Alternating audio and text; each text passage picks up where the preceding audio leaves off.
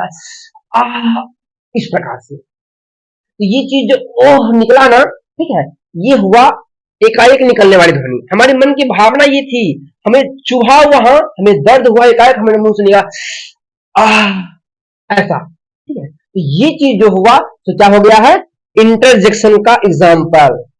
समझ पा रहे हैं आप लोग। ओह, ये ठीक है। नमस्कार, देखिए अब आप लोग का ये जो क्लास है सो इंग्लिश का सेकेंड क्लास है, मतलब दूसरा क्लास है। आपको इससे पहले फर्स्ट क्लास में बताया गया था अल्फाबेट के बारे में, वॉवेल कॉन्सोनेंट के बारे में, ठीक है। अगर आप इंग्लिश की उस फर्स्ट क्लास को नहीं देख पाए हैं तो आप वहां पे यूट्यूब पे जाएं और इंग्लिश की फर्स्ट क्लास को देख लें, ठीक है। वहां पे आपको अल्फाबेट के बारे में, वॉवेल और कॉन्सोनेंट के बारे में अच्छी जानकारी दी गई है। और आज ये आपका सेकेंड क्लास है, इंग्लिश का सेकेंड लेक्चर है। आप इसमें से समझने का प्रयास करेंगे पार्ट्स ऑफ स्पीच के बारे में, पार्ट्स ऑफ स्पीच के बारे में। ये पार्ट्स ऑफ स्पीच होता क्या है, ठीक है, किसे कहते हैं पार्ट्स ऑफ स्पीच। तो आपको ये चीज जानकर बहुत ही खुशी होगी कि आज हम लोग जो है तो लगभग अपने YouTube पे 350 विद्यार्थी के साथ जुड़े हुए हैं, ठीक है। 350 विद्यार्थी के साथ हम लोग आज जुड़े हुए हैं और ये सफर अभी 0 से कुछ दिन पहले ही शुरू किया गया था और आज हम लोग 350 विद्यार्थी के साथ जुड़ चुके हैं और बहुत जल्द ही आप लोग के सपोर्ट से हम 3,500 और 3.5 लाख तक भी पहुंचने वाले हैं, ठीक है। तो चलिए बाबू, और अब हम शुरू करते हैं पार्ट्स ऑफ स्पीच किसे कहते हैं, ठीक है। तो समझिएगा, अंग्रेजी की सारे वर्ड्स को 8 भागों में बांटा गया है और प्रत्येक भाग को हम लोग पार्ट्स ऑफ स्पीच कहते हैं, ठीक है।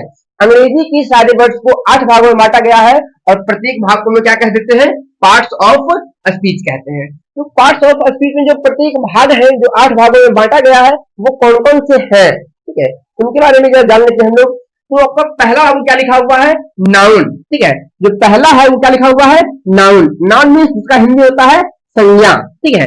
नाउन जिसका हिंदी क्या होता है, संज्ञा।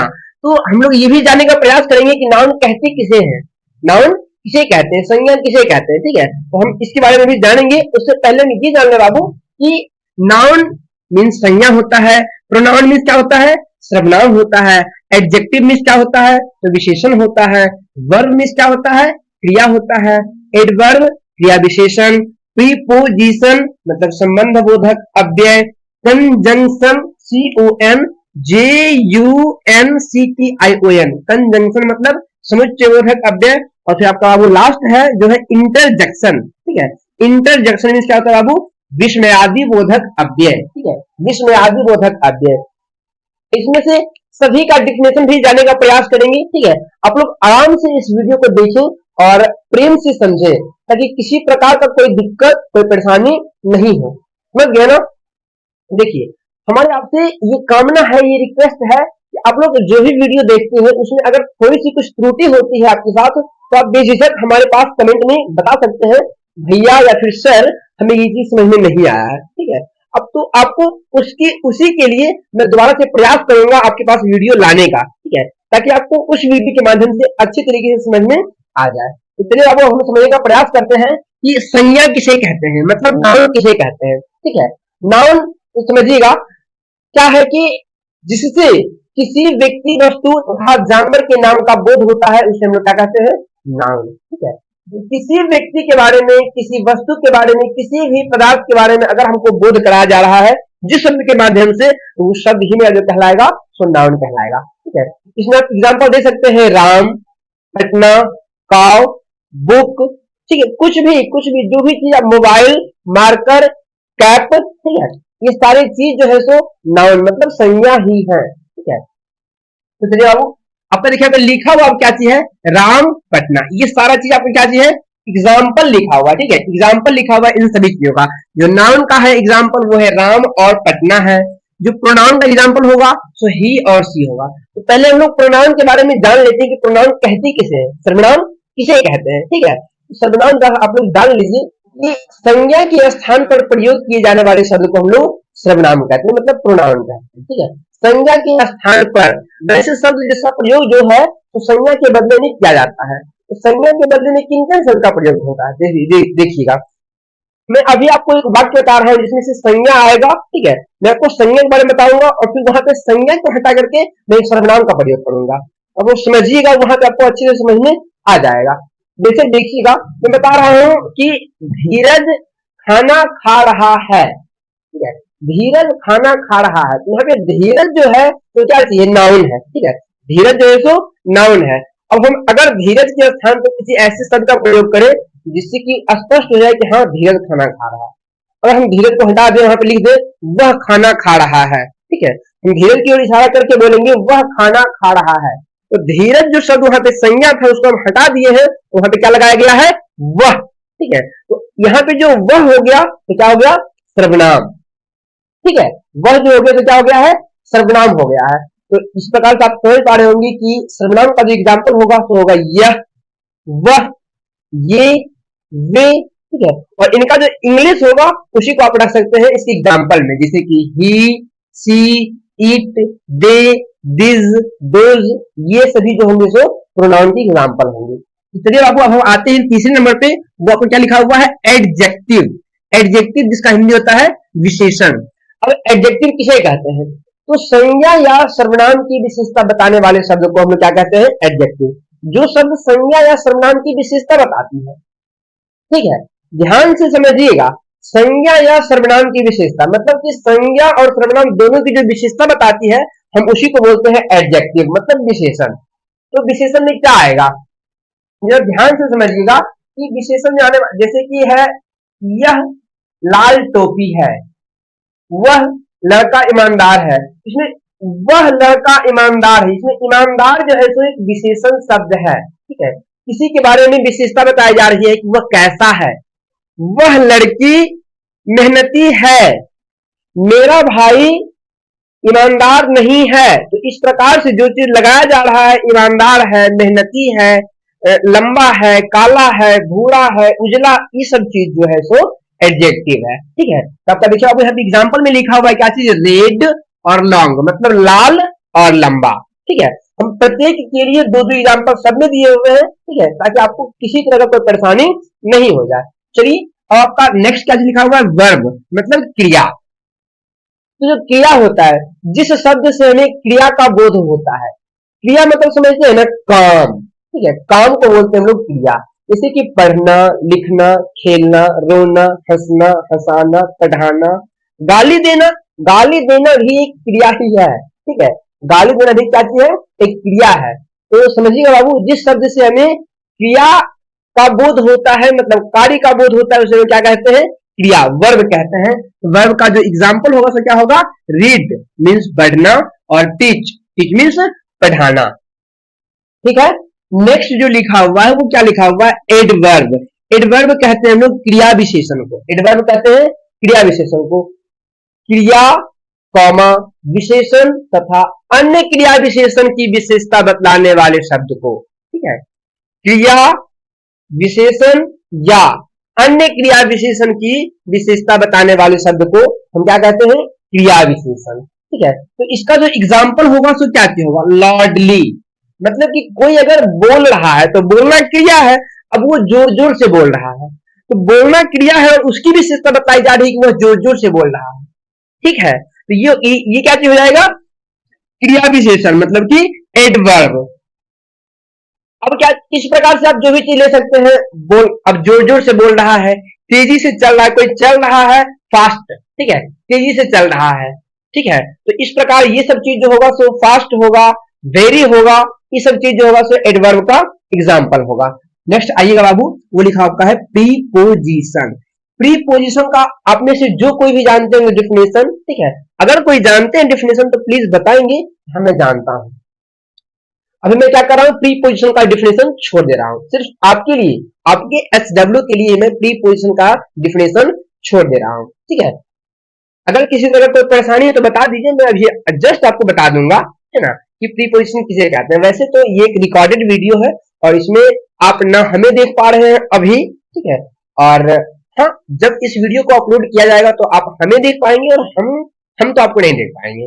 ठीक है। लेकिन फिर भी तो जब आप वीडियो को देख रहे होंगे तभी आप कमेंट में बताइएगा बाबू कि आप प्रीपोजिशन का डिफिनेशन जानते हैं या फिर नहीं जानते, और अगर जानते हैं तो वहां पे डिफिनेशन को जरूर कमेंट कीजिएगा, ठीक है।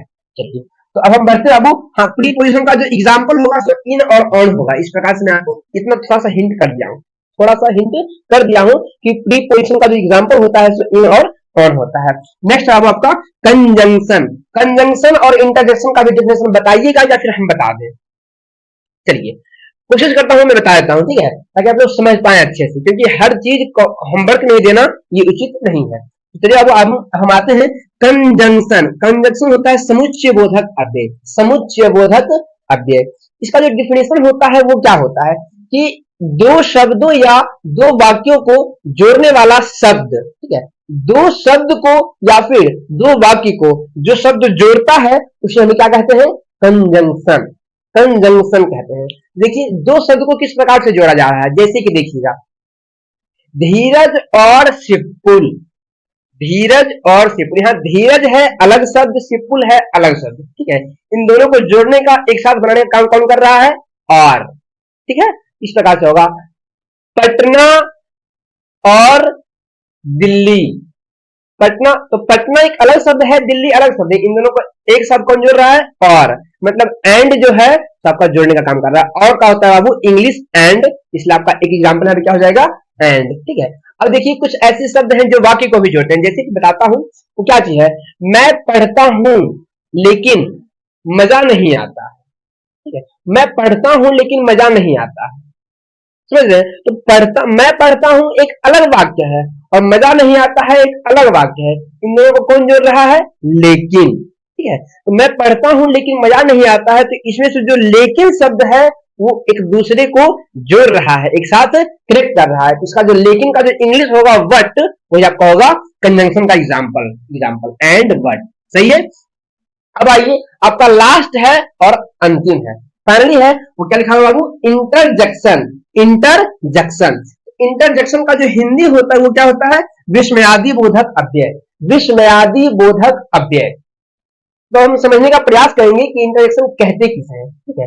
विस्मयादि बोधक अव्यय किसे कहते हैं? देखिएगा, ध्यान से समझिए और फिर सीखिए, क्योंकि आपका ये जो होने वाला है डिफिनेशन बहुत ही शानदार होने वाला है। इसको अगर आप अच्छे से समझ पाएंगे तो बहुत ही मजा आएगा, ठीक है। इंटरजेक्शन मतलब विस्मयादि बोधक अव्यय।